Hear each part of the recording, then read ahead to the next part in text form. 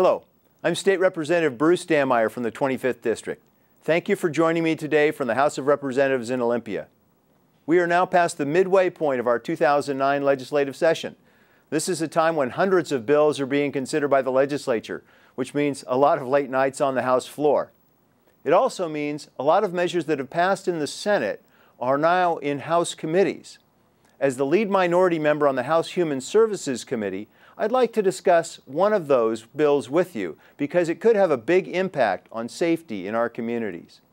As you have probably heard, our state faces an $8 billion budget shortfall. As a result, state lawmakers are trying to come up with ways to reduce state spending, including how we deliver state services. One of these services is the supervision of criminals who have been released from prisons into our communities. Unfortunately, a bill that passed in the Senate would dramatically change how our state supervises released offenders. If passed, it would eliminate supervision of many of them in our communities. Under Senate Bill 5288, many offenders who pleaded down to misdemeanors could roam our communities unchecked. I simply cannot support this approach, especially if it includes offenders we believe will likely become violent and reoffend.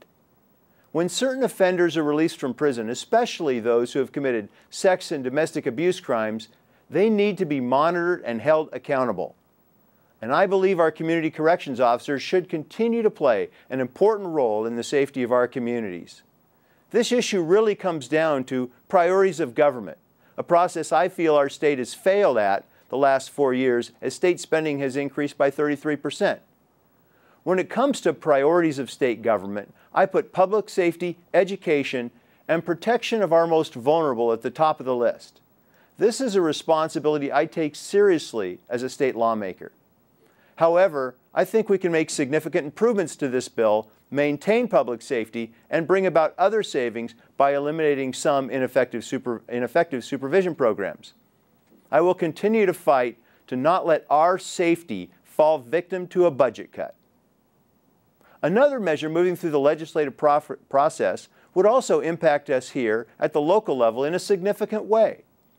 House Bill 1572, which just passed off the House floor, would require all counties to conduct elections entirely by mail. As you may know, Pierce County had not chosen this approach. But if this measure is signed into law, the decision will be made for us. I adamantly oppose this legislation. Pierce County should be given the same respect that every other county in the state was given to decide this issue for themselves. I support local control when it comes to our elections, schools, and other government entities, and that's why I voted against House Bill 1572. Finally, I wanted to update you on another bill that actually connects felons and voting. This past week, the House voted to remove the requirement that convicted felons have to resolve all conditions of their sentences before having their voting rights restored. Specifically, the bill removes the requirement that felons have to pay all of their fines and restitution before being allowed to vote. I voted against this measure and argued against it on the House floor. I passionately want all felons to serve the conditions of their sentences and become solid members of our society, including voting in our elections. However, I cannot support putting their voting rights ahead of the restitution due to victims and their families. Well, elections and public safety, just two of the many issues before state lawmakers in this last month of the legislative session. I look forward to updating you on the other issues as they evolve. In closing, I want to say it's an honor to represent our district's views in the legislative process. I always welcome your letters, calls, and visits. My contact information will be provided at the end of this broadcast. I'm State Representative Bruce Dammeier. Please take care, and I'll see you again next week.